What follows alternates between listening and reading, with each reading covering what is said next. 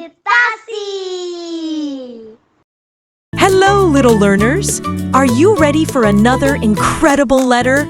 It's the interesting letter I. Say it with me. I. Here's uppercase I. It starts so many interesting words. Here's lowercase I.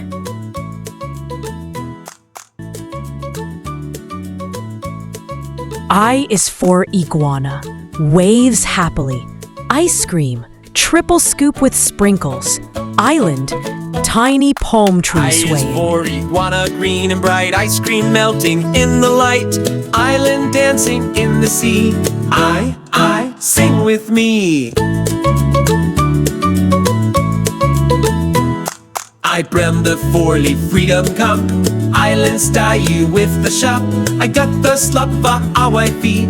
I, sing with me. Let's trace the letter I in the air. Ready?